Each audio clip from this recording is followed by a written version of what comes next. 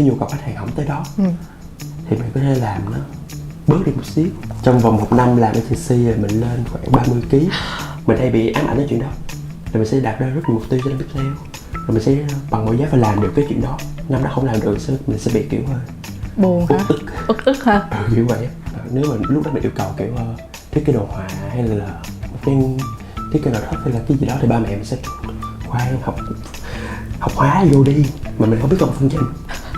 Cái này là một cái mánh khóe của mình.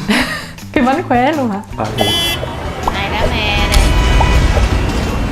Chào mừng các bạn đã đến với Đá Me đây, quán tên Đá Me nhưng bán cả cà phê, trà tắc và kèm theo đó là những câu chuyện thú vị đến từ những vị khách. Và vị khách hôm nay của chúng ta đó chính là mình là Quốc Thanh, mình là graphic designer, thì mình là một người trẻ làm nghề design thôi. Rồi vì hôm nay là lần đầu tiên Thanh đến với tiệm Đá Me đây nên là mình sẽ giới thiệu sơ qua về menu. Thì đầu tiên không thể nào thiếu được đá me, và bên cạnh đó mình có cà phê và trà tắc. Thì không biết là Thanh muốn uống thức uống gì nào? Muốn trà tắc. Trà tắc, ok, vậy thì mình sẽ pha một ly trà tắc cho Thanh nha. Okay.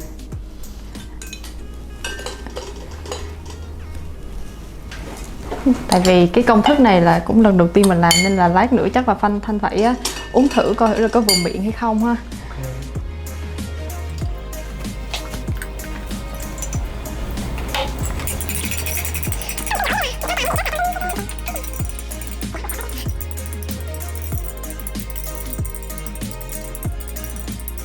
Rồi Thanh uống thử coi thử có cần phải thêm bớt gì không ha. Chua hay là vừa thiệt đó hả? vừa thiệt. Thiệt nha, cho feedback thiệt nha. Vừa thiệt. Và nếu nó ngọt hơn thì sẽ mặn. Tiệm Đá Me đây của mình không có tính tiền của khách, nhưng mà đổi lại thì khách sẽ lấy những câu chuyện của mình để mà mua cái ly nước này. Thì Thanh đồng ý không? Và nếu như mà Thanh đồng ý thì mời bạn nhìn thẳng vào ống kính và nói tôi là Thanh và tôi đồng ý mua ly nước này bằng những câu chuyện của mình. Mình là Thanh và mình đồng ý mua ly trà chanh này bằng những câu chuyện mình đã trải qua. Cho mình hỏi một tí là tại sao mà Thanh lại chọn trà tắc mà không phải là hai cái thức uống còn lại ha? Thật ra lý do đơn giản là mình không uống được cà phê. Và đá me thì mình không thích chuyện phải nhả hột. Mình lười. Thế thì bình thường mà bạn đi cà phê với bạn bè chẳng hạn thì có cái thức uống nào yêu thích mà bạn thường hay gọi không? Trà chanh. Ồ, vậy bạn cũng là một người khá là đơn giản đúng không? Rất đơn giản cái kiểu. Thật ra mà uống gì cũng được, ăn gì cũng được. Thế thì có vẻ như là bạn là một người mà kiểu dễ dàng đưa ra những cái quyết định trong số rất là nhiều lựa chọn thì phải ha? Thật ra mình hơi khó một xíu là mình kiểu cung thiên bình. Thì mình sẽ đưa ra được 2 quyết định trong 100 quyết định. Nhưng mà 1 trong 2 thì hơi khó. Vậy mà mình cứ nghĩ là thường ví dụ như mà trong nhiều cái quyết định bạn đã lựa chọn được nhiều rồi thì 2 cái quyết định còn lại nó không còn khó khăn với bạn nữa chứ? Thật ra cũng khó đấy, ví dụ như trong menu sẽ có trà chanh với trà đào thì mình sẽ phân vân cái thuốc đó. Vậy thì bây giờ mình sẽ cho bạn 2 lựa chọn và bạn sẽ có quyền để phân vân ha. Okay. Đầu tiên là graphic design và illustration. Khó vậy. Thật ra mình sẽ thích về graphic design hơn. Có cái lý do gì đặc biệt không ta? Tại vì kiểu illustration mình thiên về kiểu vẽ nhảm chứ không, mình không phải vẽ đẹp như mấy artist khác. Mình thiên về kiểu vẽ nhảm, kiểu một cái con nhảm nhí sần sà các kiểu, mình sẽ thiên về vẽ những thứ đó hơn. Và những thứ đó thì nó cũng không có giá trị nghệ thuật cho lắm. Thật ra thì khi mà bạn làm cái công việc này thì mình nghĩ là những cái mà bạn nghĩ là đôi khi nhảm nó lại tạo ra những cái giá trị cho người khác thì sao? Có thể mọi người sẽ thích những cái con nhân vật đó, nhưng mà mình thích nhảm. Rồi vậy thì bây giờ nếu mà cho bạn vẽ một bức tranh thì bạn muốn vẽ bằng tay hay là vẽ bằng máy? Vẽ bằng máy thì mình có thể Ctrl Z, mình có thể undo các thứ. Còn vẽ tay thì hơi khó làm chuyện đó, mà mình thì kiểu tính mình sẽ hơi phân vân. Có nghĩa là bạn sẽ hay kiểu phải xóa đi để vẽ lại cái chuyện đúng không? Kiểu ví dụ khi mà bức tranh nó cần một cái màu đỏ thì mình sẽ không biết màu đỏ này hay màu đỏ rượu sẽ đẹp hơn. Và nếu mà tranh vẽ tay thì mình sẽ không để undo chuyện đó. Okay. Vậy thế thì khi mà lựa chọn giữa manga và comic thì bạn sẽ lựa chọn cái gì? Theo cái gu mình sẽ chọn comic. Nhưng mà mình vẫn sẽ đọc manga, nhưng mà cái nét vẽ của mình thì sẽ vẽ theo kiểu comic. Wow. Có nghĩa là bạn dung hòa cả hai cái như thế trong cái việc sáng tạo của bạn không, hay là đúng rồi, mình sẽ luôn dung hòa. Tại vì kiểu theo mình nha, thì cái nét của comic nó sẽ dễ commercial hơn. Và nhưng mà mình thì mình cũng như bao viết trẻ khác thôi, mình cũng lớn lên bằng anime manga như vậy. Thế bạn có phải là một fan của truyện tranh không ta? Truyện tranh Nhật Bản manga? Hồi đó mình có đọc, nhưng mà kiểu sau này lớn lên kiểu cũng hơi lười. Sau này lớn lên kiểu mình bị lười làm mọi thứ luôn, mình chỉ kiểu làm việc thôi. Thế bây giờ mà bạn vẽ một bức tranh thì bạn muốn là bạn sẽ vẽ màu sắc hay là bạn chỉ vẽ trắng đen thôi? Giờ thích vẽ màu hơn. Có nghĩa là bạn khi mà bạn xem comic nhiều á thì cái đó nó cũng ảnh hưởng tới cái việc mà bạn vẽ màu đúng không? Đúng rồi. Cái màu mình chọn theo nó sẽ thường là kiểu mạnh mẽ như là comic, nhưng mà cái nét mình lại kiểu nó hơi manga tí. Tại cơ bản mình cũng là weebu. Ồ. Thế thì hồi nãy á, Thanh đã có giới thiệu bản thân mình theo cái cách rất là thông thường rồi. Nếu bây giờ mà bạn phải giới thiệu mình theo một cái cách khác, như là giới thiệu bằng một cái bài hát, một cái bộ phim hoặc là một cái cuốn sách chẳng hạn, thì bạn sẽ giới thiệu bản thân mình như thế nào? Kiểu mình giới thiệu mình sẽ là chắc một bài hát á. Kiểu năm qua đã làm gì của Nam. Sao mà tự nhiên bạn lại chọn cái bài đó nhờ? Mình là một cái dạng mình sẽ rất hay kiểu coi mình đã làm được cái gì từ khi mà mình bắt đầu đi làm, bây giờ mình làm được cái gì, từ lúc mà lên đại học mình đã làm được cái gì. Mình hay bị ám ảnh ở chuyện đó, cái đó gọi là ám ảnh chứ nó hơi tiêu cực chứ không phải là một cái gì đó tích cực kiểu phát triển bản thân đâu. Thì mình cũng đang tập bỏ dần cái chuyện đó đi. Khi mà mình nghe được cái lời, cái gọi là cái tựa đề của bài hát đó, mình cứ nghĩ rằng bạn là một người hay kiểu như là một năm nhìn lại và sẽ cố gắng đặt ra những cái mục tiêu cho năm tiếp theo. Thì đúng là mình là cái dạng đó đó. Rồi mình sẽ đặt ra rất nhiều mục tiêu cho năm tiếp theo, rồi mình sẽ bằng mọi giá phải làm được cái chuyện đó. Năm đó không làm được mình sẽ bị kiểu buồn hả? Ức hả? Kiểu vậy. Tính cách của bạn chắc không phải là kiểu người hay bị ức như vậy đâu đúng không? Chắc là một người năng lượng đúng không? Thật ra mình là một đứa khá là tiêu cực á. Nhưng mà trong một số trường hợp mình sẽ diễn cái nét tích cực, nhưng mà thâm tâm nó vẫn là đứa tiêu cực. Là trong người mình khác mà ở ngoài mình tỏ ra nó khác. Cái này là sự tập luyện á. Tại vì kiểu từ bé thì mình sẽ là đứa tiêu cực. Kiểu cấp 1, cấp 2, cấp 3 thì mình thuộc dạng học dốt. Mình luôn áp chót lớp. Mà cái đứa chót lớp là nó đi du học, nó bỏ thi học kỳ. Mà chuyện cấp 3 thì không ai đánh giá cao cái chuyện mày vẽ đẹp, thiết kế đẹp, không ai thích đánh giá cao chuyện đó. Nên mình sẽ bị hơi đè nén á. Thế cái hồi mà Thanh chọn cái ngành đại học này á thì nó có nhiều khó khăn với Thanh không? Không, mình có một lựa chọn duy nhất thôi. Tại mình học được môn toán, môn vẽ thôi. Thì ngành kiến trúc là ngành hợp lý nhất của mình. Lúc nãy á, thì bạn có nói là bạn là một weebu. Cái việc bạn là một weebu nó có ảnh hưởng nhiều tới cái việc bạn lựa chọn ngành kiến trúc ngoài cái yếu tố lúc nãy không? Thực ra thì từ là weebu mình mới phát hiện ra mình biết vẽ. Xong mới bắt đầu vẽ xong mình mới học vẽ nhiều hơn, đi học chính thức luôn. Thì khúc đó mới bắt đầu thi kiến trúc. Và cái ngành kiến trúc là cái ngành mà kiểu bạn biết mà kiểu phụ huynh sẽ kiểu kiến trúc sư ok. Là vậy là ba mẹ cũng ủng hộ cho cái chuyện đó đúng không? Chứ nếu mà lúc đó mình yêu cầu kiểu thiết kế đồ họa hay là một cái thiết kế nội thất hay là cái gì đó thì ba mẹ mình sẽ kiểu khoan học hóa vô đi, mà mình không biết công phân trình. Lúc đầu ba mẹ mình rất muốn mình là bác sĩ. Thì như bao phụ huynh khác thì kiến trúc sư là một option mà ba mẹ mình có thể chấp nhận được. Vậy đó. Thế thì không biết nếu như mà bây giờ bạn tưởng tượng ra ngày mai mình phải lên một cái hoang đảo và bạn chỉ được mang theo một cái tác phẩm mà mình đã vẽ thôi, thì cái tác phẩm bạn lựa chọn là gì? Chắc mình sẽ không đem và lên đó sẽ làm một cái. Tại vì mình hay có thói quen kiểu nhìn lại những cái tác phẩm của mình rồi xong mình chê đó. Tại sao là vậy? Tại đối với mình là cái đó là cách duy nhất để mình phát triển. Tại nếu mà mình làm một cái gì đó xong mình ưng nó rồi, mình thấy nó ngon hoàn hảo, mẹ không bao giờ để phát triển nữa. Cái đó khúc đó mình nghĩ là chết đấy. Thì mình thấy là cái ý tưởng mà bạn lên hoang đảo và bạn vẽ một cái bức tranh mới nó cũng là một cái điều rất là hay. Tại vì lên hoang đảo nhiều khi nó có rất là nhiều những cái tình huống nè, nó có rất là nhiều cái cảm xúc. Nhiều khi nó khiến cho mình nảy ra một cái ý tưởng để mình vẽ một cái bức tranh khác. Biết đâu cái bức tranh đó lại là cái gọi là cái tác phẩm để đời của bạn thì sao đúng không? Thì đúng rồi, nó có thể là như vậy là mình ở đó hoài mình không biết chừng nào mình về thì mình sẽ hoàn thiện liên tục được. Còn nếu mà mình kiếm ra một cái tác phẩm mà mình cũ á, mình sẽ chỉ nhắm mắt thôi, chả làm gì nữa đâu. Thì bạn có nói là bạn là một weebu, thế chắc là bạn cũng đọc nhiều manga đúng không? Không biết là trong số đó mình chỉ đọc một manga duy nhất One Piece. Vậy hả? Nhưng mà bị hơi lạnh nó vô. Tại nên mình tự gọi mình weebu đó. Thế thì trong số những cái comic mà bạn đã từng đọc, đâu là cái tác phẩm mà bạn thích nhất? Thật ra thì mình xem comic là mình xem cái nét vẽ của nó, chứ mình không có đủ kiểu tri thức để ngồi đọc comic. Có nghĩa là bình thường bạn chỉ coi là bởi vì mình thích vẽ nên là mình coi thôi đúng không? Có thể có gọn cái này là mình đọc manga nhưng mà mình lại xem nét vẽ của comic. như vậy đó. Bạn là một cái người mà cũng xem qua nhiều cái tác phẩm comic như vậy, thì tại sao bạn lại không lựa chọn đi theo cái hướng là mình vẽ tranh minh họa hoặc là vẽ truyện tranh? Kiểu cái này là một cái quá trình mình nhìn nhận bản thân, mình phải lựa ra một cái ngành mà mình cảm thấy mình giỏi. Kiểu mình thích vẽ đó, nhưng mà mình có thể không vẽ giỏi bằng mấy bạn khác thì chuyện nó sẽ khó để mà mình phát triển hơn. Thì mình sẽ lựa một cái mảng mà mình giỏi hơn. Bạn đã làm trong cái ngành này nhiều năm rồi, thế thì chắc là cũng đã thực hiện qua rất là nhiều dự án khác nhau rồi đúng không? Thì không biết là trong số những cái dự án bạn đã từng thực hiện á, đâu là cái dự án mà đáng nhớ nhất đối với bạn? Chắc là cút tóc phát xuất. Thì đại loại là thực ra mình thích cái đó là nó để lại nhiều kỷ niệm, chứ không phải là nó là một cái tác phẩm ấn tượng gì của mình. Nên là kiểu mình làm xuyên suốt trong cái khúc mà cái dịch ở nhà, là sống chết với cái đó luôn á. Thì nhắc đến cái dự án mà bạn đã từng tham gia thì mình có coi qua những cái tác phẩm của bạn trong cái dự án tên là Miệt Cửu Long á. Và mình cảm thấy rất là ấn tượng, bởi vì khi mà nhìn vào là mình có thể cơ bản phần nào mường tượng ra được cái vùng đất Cần Thơ nó như thế nào. Và mình cũng được biết bạn cũng là một người con đến từ Cần Thơ đúng không? Đây có phải là cái yếu tố lớn nhất để mà bạn hoàn thành được cái ý tưởng?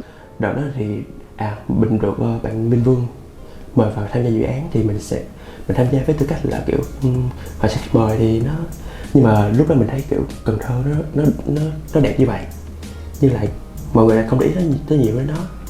Là khi mình tiếp xúc với nhiều bạn bè thì mọi người đang hình dung Cần Thơ là một nơi sông nước, cây cối nhiều tùm. Mọi người thường hay hỏi mình biết bơi không, phải biết cây không. Mình nói không, giờ tao bao tao xuống nước tao chết liền tại chỗ gì đó. Thì mình sẽ dựa theo cái đó thì mình vẽ một cái Cần Thơ nó hiện đại hơn. Mình thấy cái nét này là nét comic thì nó sẽ sáng sủa hơn, chứ không hẳn là kiểu thơ mộng miệt vườn cái kiểu. Thế thì những cái tác phẩm bạn tham gia là mình thấy có lấy những cái hình ảnh như là vườn trái cây nè, thiền viện Trúc Lâm và Thới Long Cổ Tự. Thì không biết là có cái lý do đặc biệt gì mà bạn lại lựa chọn những cái hình ảnh đó trong cái tác phẩm dự thi của mình không? Nói này hơi kỳ, mà thật ra là ba cái địa điểm là ba địa điểm duy nhất mà mình từng tới rồi. Thì ra đó là những cái địa điểm bạn từng tới và bạn cảm thấy ấn tượng nhất về cái miền đất của mình, nên là bạn vẽ nên. Bạn đã từng làm cho agency rồi đúng không? Thì agency á, thì cái áp lực về deadline rất là lớn ha. Ngoại trừ cái yếu tố đó ra thì những cái yếu tố áp lực nào mà bạn đã từng trải qua khi mà làm cái công việc này? Thật ra làm ngành này áp lực lớn nhất là đến từ mình thôi. Khi mà làm agency á, thì kiểu mình đưa ra một thiết kế, sếp sẽ feedback cái thiết kế đó, nhưng mà cái agency mình làm thì kiểu chị sếp khá là kiểu gu cao và khá khó tính. Thì chị sếp sẽ đưa ra một yêu cầu khá là khó nhai, thì mình phải tìm cách giải bài toán đó. Chị sếp sẽ đẩy mình vô cái dây bản thân, là kiểu phải làm cho ra. Từ cái khúc đó mình mới kiểu phát triển được. Cái áp lực ở đây á là mình phải tự vượt qua được cái suy nghĩ là mình làm được cái này. Thì cái này là một cái mindset mà mình thấy có nhiều bạn cũng hay bị. Là khi mà bạn cảm thấy nhận được cái task đó, nhưng mà bạn thấy bạn không làm được, thì bạn nói thẳng ở bên bạn không làm được. Mình thì mình sẽ hay kiểu mình sẽ tìm cách trước, không có nhận được đồng bài đó, nhưng mà mình vẫn sẽ thử để kiểu rồi xong mình nếu mà không làm được mình sẽ nói là không làm được. Nhưng mà nếu mà trong trường hợp mình làm được á, thì mình sẽ có một cái cơ hội để mình phát triển hơn. Cách bản thân. Đúng rồi. Vậy thì mình thấy cái công việc làm thiết kế này nó giống như là làm dâu trăm họ ấy, kiểu 9 người 10 ý. Thì làm như thế nào mà bạn có thể dung hòa được ý kiến của mọi người với cái ý tưởng ban đầu của mình? Cái này là một cái mánh khóe của mình. Cái mánh khóe luôn hả? Thì khi mình làm một cái thiết kế A, rồi kiểu khách hàng kiểu feedback cho thành cái C, mình sẽ nói sao em giữ cái này được không, em thêm cái này của anh vô được không. Kiểu mà khi mà mình nói là mình thêm cái này của khách vô á, khách sẽ nói ok, cũng có thay đổi, ok. Mình vẫn cảm thấy là mình có làm cái đó không, chứ không phải là kiểu bị khách bẻ hay là bị thành thợ vẽ như vậy. Vậy là cũng có một chút liên quan đến gọi là cái kỹ năng giao tiếp đó nha. Đúng không? Chứ nếu mà bây giờ mà mình làm hoàn toàn một cái mới nữa thì tự nhiên mình đi theo cái của khách hàng thì nó lại thành ra nó không mang cái dấu ấn cá nhân nữa. Không mang dấu ấn cá nhân, với lại trong trường hợp đó thì mình sẽ rất là dễ bị tụt hậu. Vậy thì mình thấy là cái ngành sáng tạo á, nó có liên quan rất là nhiều đến cảm xúc. Thì không biết là cảm xúc nó đóng vai trò như thế nào trong cái công việc hiện tại của bạn? Nếu mà bị chi phối bởi cảm xúc á, thì chắc khúc mà mới bắt đầu làm em khúc đi học. Chứ thật ra bây giờ mình cũng không bị chi phối bởi cảm xúc nữa rồi. Thì có cái cách nào mà bạn có thể gọi là như bạn nói là bây giờ bạn không còn bị chi phối bởi cảm xúc nữa, thì có phải là do bạn luyện tập không? Mình bắt buộc phải như vậy, tại vì khách hàng không có chờ được. Mình không thể nói cái này em tụt guốc rồi em không làm được cho anh. mình nói cái đó là hơi mệt. Giống kiểu như khách hàng là thượng đế quá ha. Đúng rồi. Giờ khách hàng nói gì là thôi mình cũng phải cố gắng mình hoàn thành Nhưng chứ. mà cái skill mà để vượt qua được cái mood đó, thì nó cần một cái sự kinh nghiệm nhất định. Mình hay kiểu lúc mà mình bị down mood đó mình sẽ làm cho vô thức luôn. Nói chung mình cũng hơi khó để kiểu share được cái cách đó, nhưng mà nên là mình sẽ hay như vậy. Lúc đó mình sẽ bị hơi tụt mood, rồi khách hàng giao cái brief đó mình sẽ làm thôi. Là kiểu nó như bản năng sáng tạo, bản năng làm đó. Có nghĩa là mình cứ làm thôi, mình cứ theo cái flow của nó thôi. Cái thành quả nó như thế nào thì sau đó mình nói chuyện, nhưng mà trong cái lúc đó thì mình vẫn cứ làm thôi, đúng không? Cứ làm thôi, nhưng mà maybe đó cũng là một cách để mình lên mood lại. Thì khi mà mình chán cái việc đó quá, mình làm xong mình sẽ lâu thôi mình sẽ kiểu cũng được. Rồi cái đó chính cái thứ mà làm mình tụt mood là kéo nút bút lên. Đúng rồi. Vậy đó. Thì nó cũng vui. Theo như mình được biết thì hiện tại Thanh đang làm một cái công việc cho công ty thời trang, và bên cạnh đó thì Thanh còn làm freelance nữa. Khi mà làm freelance á thì Thanh nhận được gì từ cái công việc làm tự do này? Thật ra cái chuyện là freelance của mình á, ngoài cái chuyện kiếm thu nhập này nọ thì nó là cách duy nhất để mình update thôi. Tại vì một công ty á, thì mình vẫn sẽ mình chỉ làm một mảng thôi, một mảng thời trang thôi. Mình sẽ không phát triển được thêm về những cái mảng khác. Thì mình thích làm được nhiều style hơn. Theo mình nha, là nếu mình ở yên một chỗ có cái dễ chết lắm. Không, mà cái đó đúng thiệt. Thế thì Thanh đã có gọi là kinh nghiệm trong cái việc tìm kiếm công việc làm tự do rồi. Và mình thấy là dạo gần đây cũng có nhiều bạn trẻ là muốn làm freelance lắm. Nhưng mà họ thường loay hoay với cái câu hỏi là không biết là tìm việc ở đâu, rồi tìm như thế nào. Thì không biết là Thanh có thể chia sẻ một vài cái kinh nghiệm của mình. Ví dụ như là Thanh tìm được những cái công việc tự do này như thế nào, rồi cách deal giá với khách hàng như thế nào chẳng hạn. Về cái cách để có job này nọ freelance đó, thì mình nghĩ đối với một bạn mới thì bạn nên đưa thẳng đầu vào agency. Nhiều bạn sẽ nói là agency bào, agency bóc lột các kiểu, rồi lương thấp, rồi kiểu nếu mình thực tập sinh có thể không có lương các kiểu. Theo mình thôi nha, nếu một agency tốt á, bạn lấy được kinh nghiệm, lấy được quan hệ thì cái đó nó quý hơn tiền. Đối với mình là quý hơn tiền. Đó là cái tiền đề để mà mình có thể tìm được những cái khách hàng cho những cái công việc sau, đúng không? Rồi. Thì cái đó là cách mình bắt đầu, là lúc đầu mình có thể là mình làm free, mình làm lương rất là ít, nhưng mà mình có được cái kinh nghiệm đó, mình có cái portfolio đó. Mình hay thấy các bạn khi bị một ai đó nhờ vả thiết kế này nọ hay là nhờ chỉnh thêm cái hình thì các bạn sẽ tính tiền liền cái đó. Thì cái này là cũng đúng, các bạn phải tính tiền thôi, nhưng mà mấy bạn phải đánh giá lại nữa, kiểu cái người mà nhờ bạn á có thân với bạn không, có phải là người trong ngành không. Nếu mà người trong ngành mà bạn tính tiền nữa thì nó sẽ là bạn mất network. Cái đó là một cái sự lỗ chứ không phải là một sự bảo vệ bản thân nữa. Vậy thế thì ví dụ mà bây giờ Thanh tìm được một vị khách hàng rồi và họ cũng đưa job đến cho Thanh, thì lúc này cái việc deal giá nó có quan trọng không? Nó có khó khăn với Thanh không? Khó. Tới giờ vẫn khó. Cái việc deal giá nó có dựa trên một cái tiêu chuẩn nào không ha? Có đó. Cái phần deal giá sẽ dựa theo cái kiểu yêu cầu khách hàng nó tới mức độ nào. Mình khá là không cứng nhắc. Cái nhu cầu khách hàng không tới đó thì mình có thể làm nó bớt đi một xíu, cân đối lại cho khách hàng. Như vậy thì nó sẽ vui vẻ cả hai bên. Chứ mình không có bắt buộc vậy. Không có nhiều tiền thì sẽ không làm vậy đó. Vậy là cái sự khéo léo mềm mỏng trong cái cách mình giao tiếp với khách hàng nó cũng rất là quan trọng khi mà mình deal giá, đúng không ạ? Và mình thấy là khi mà làm trong cái ngành sáng tạo á, thì có những người mặc dù là người ta có cái óc sáng tạo rất là phong phú, nhưng mà cũng sẽ có những lúc họ bị bí ý tưởng. Thì chắc là Thanh cũng đã từng trải qua cái tình trạng vậy, đúng không? Thì thường những cái lúc như vậy là Thanh sẽ hay giải quyết như thế nào? Mình tắt máy đi chơi. Khi mà hồi đó mình học toán mình sẽ viết đầy giấy nháp, đúng không?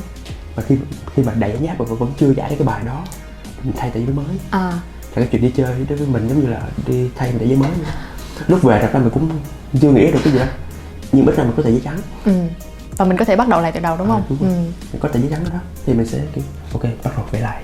Chứ nếu mình theo kinh nghiệm mình là nếu mình ngồi yên ở đó, mình ngồi rặn hoài thì cái tờ giấy nó vẫn rối nùi lên đó. Đây cũng là một cái cách mình thấy khá là đơn giản mà lại hiệu quả ha. Thế thì bạn là một người làm ở trong cái ngành sáng tạo như thế này, thì bạn nghĩ cái óc sáng tạo á, nó là một cái thứ bẩm sinh hay là có thể luyện tập được? Sự sáng tạo chắc phải có thể luyện tập được, nhưng nó vẫn phải phụ thuộc một tí vào bẩm sinh. Nếu từ bé bạn không cảm thấy bạn có sáng tạo thì rất là khó để lớn mình có sáng tạo được. Nhưng mà cái ngành sáng tạo này hiện tại á, mình nói về kiểu thị giác thẩm mỹ này nọ ha, Thì cái chuyện thời gian thẩm mỹ các kiểu nó có thể update dễ lắm. Bạn phải kiểu lướt thật nhiều và kiểu bạn không phải lướt những cái kế khác mà coi thôi nha. Bạn phải coi kiểu tại sao nó đẹp, tại sao nó xấu, tại sao nó đẹp chỗ nào, xấu chỗ này vậy đó. Có nghĩa là mình vừa xem mà mình vừa phải phân tích nữa đúng không? Đúng rồi. Thì cái đó là cái cách duy nhất để mình học được. Như bạn nói lúc nãy á, là bạn thường sẽ coi những cái thiết kế và mình coi xong mình phân tích, thì đó cũng là một trong những cái cách để bạn luyện cái óc sáng tạo của mình đúng không? Đúng rồi. Với lại mình đang học một cái là tiết chế. Khi mà nhận một project phải đặt mục tiêu là phù hợp, chứ mình không đặt mục tiêu là kiểu phải đẹp nhất, phải ạt nhất nữa. Thì mình đánh giá cái đó là một cái bước mình phát triển rồi, mình lớn hơn rồi. Chứ trước đó mình sẽ kiểu mình phải đẹp nhất, phải đẹp, phải ạt và phải đúng cái style của mình các kiểu. Đa phần những người mà mình biết xung quanh mình mà làm trong ngành sáng tạo á, thì người ta hay nói cái tôi của họ rất là lớn luôn. Nhưng mà ở đây bạn lại đưa ra rằng là cái việc mình giảm bớt cái tôi của mình xuống thì nhiều khi nó lại khiến cho cái gọi là cái tác phẩm của mình nó tốt hơn. Xét cho cùng á, thì cái chuyện mình làm một cái project đó nó không phải là mình làm cho mình, mình làm cho khách hàng, mình làm cho khách hàng của khách hàng nữa.